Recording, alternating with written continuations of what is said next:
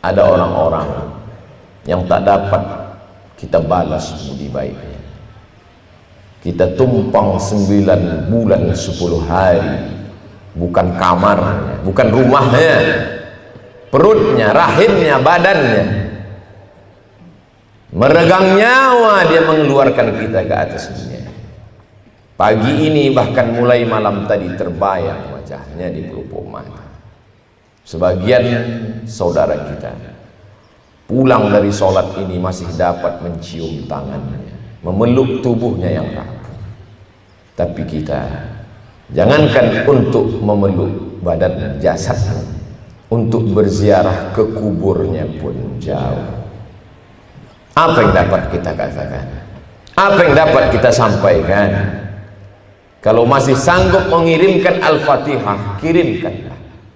Kalau masih mampu melantunkan doa Rabbighfirli wali walidayya warhamhuma kama rabbayani shaghira, tetesan embun di atas gurun pasir yang panas, itulah yang akan disampaikan para malaikat ke makam-makam mereka.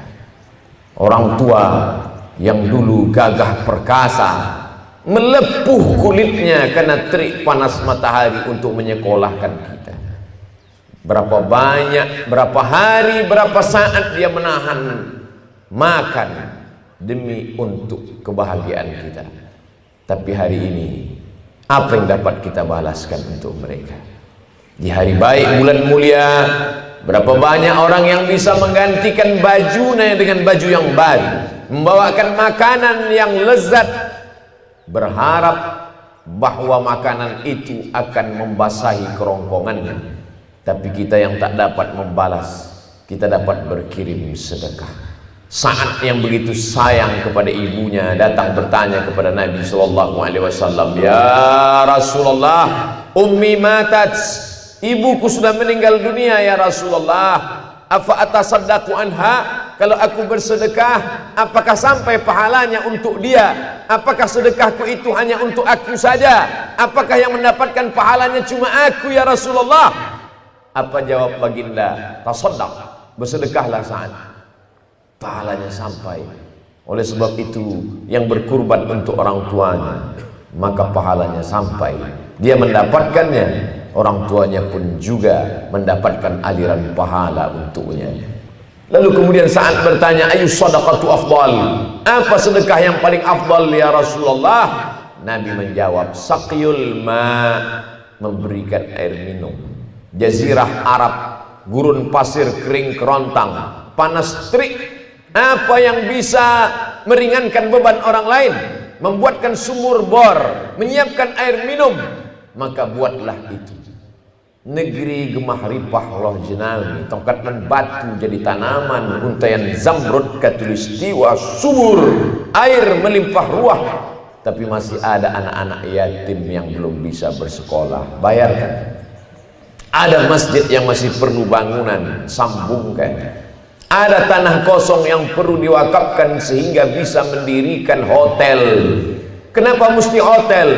Bicara tanah wakaf hilang, tak bermakna, hanya sebagai tempat perkuburan. Berhenti, stop. Tidak, ternyata di atasnya dibangun hotel, dibangun ruko. Hasilnya disalurkan untuk fakir miskin dan duafa. Dengan niat ayah dan ibu, mengalirlah pahalanya sampai ke makam mereka. Hari ini kita berkumpul, hari ini kita berzikir, hari ini kita bertakbir mengagungkan asma Allah. Allahu Akbar, Allahu Akbar, Allahu Akbar, la ilaha illallah, wallahu Akbar. Hanya takbir itu saja yang dapat mengusir risau hati gundah gulana. Hanya takbir itu saja yang dapat menghilangkan kesedihan.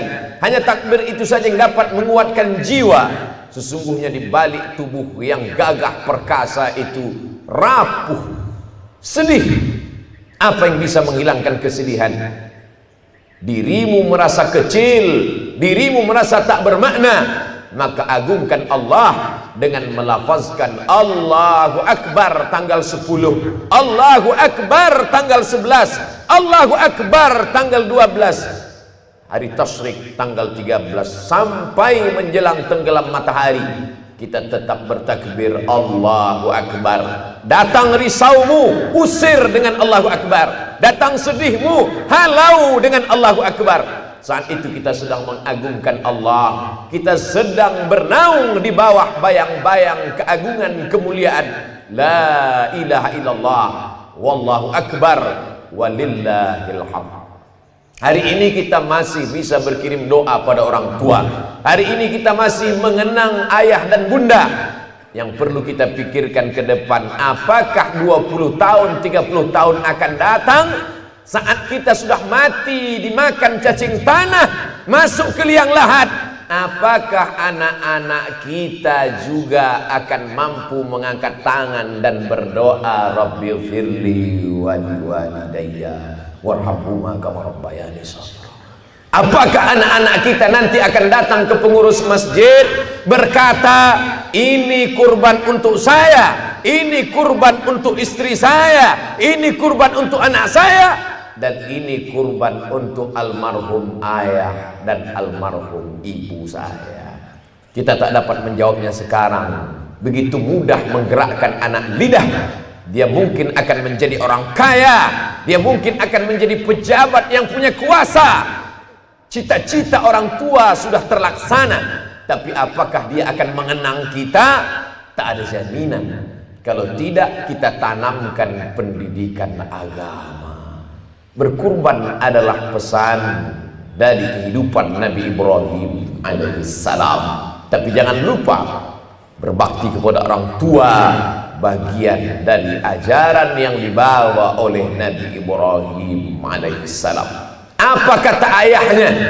Ayahnya bukanlah ayah yang biasa, tapi ayah yang luar biasa. Bukan sekedar penyembah berhala. Azar ayah Nabi Ibrahim pembuat berhala, pencetak berhala, penyembah berhala. Ketika Nabi Ibrahim mengajaknya untuk menyembah Allah, apa jawabnya? La in lam tantahi, kalau kau tak berhenti mendakwahi saya, kalau kau tidak berhenti menceramahi saya, kalau kau tidak berhenti untuk memberikan hidayah, kalau kau tidak berhenti untuk mengajak aku, la arjumannaka, aku lempar engkau dengan batu, wahjurni maliya, tinggalkan aku untuk waktu yang lama, pergilah engkau wahai Ibrahim. Kasar kata-katanya. Apakah Ibrahim mencaci maki, sumpah serapah? Apakah Ibrahim melawan? Dengan kelembutan Sayyidina Ibrahim alaihissalam berkata, Sa'astaghfiru laka Rabbi, aku akan memohonkan ampun kepada Allah untukmu wahai ayahku. Aku tetap akan memintakan ampunan Allah walaupun kau kasar kepada aku, walaupun kau penyembah berhala. Sa'astaghfiru laka Rabbi, aku tetap akan memohonkan ampun kepada Allah untukmu. Apa balasan Allah untuk Ibrahim alaihissalam? Begitulah Allah. Allah tak pernah membalas satu. Allah tak pernah membalas satu perbuatan kita dibalas satu. Tidak. Karena sifat Allah, wa ahsin kama ahsanallahu ilaik. Apa dibalas Allah untuk Ibrahim? Kalau Ibrahim berbakti kepada ayahnya satu, maka Allah balas untuk Ibrahim dua. Diberilah dia Ismail, diberilah dia Ishak. Dan kedua anak-anak itu anak-anak yang berbakti, bukan sekedar saleh, tapi menjadi nabi. Dua-duanya menjadi besar dalam sejarah. Oleh sebab itu, mungkin ada di antara kita yang kurang beruntung, dicampakkan, dibuang, tidak dipedulikan, marah. Biarlah itu menjadi urusan orang tua kita. Jangan kita urus antara dia dengan Allah Subhanahu wa ta'ala. Karena andai kita gendong dia dari tempat kita duduk hari ini, kita bawa ke tanah suci Makkah Al-Mukarramah, kita gendong dalam keadaan tawaf, sa'i dan umrah, kembali lagi ke tempat kita, belum dapat menebus satu tetes darahnya saat melahirkan kita, belum dapat menebus susah hatinya, tidak dapat makan minumnya, muntahnya, panas dingin tubuhnya saat kita berada di dalam rahimnya. Andai dia salah, biarlah kesalahan itu antara dia dengan Allah saja.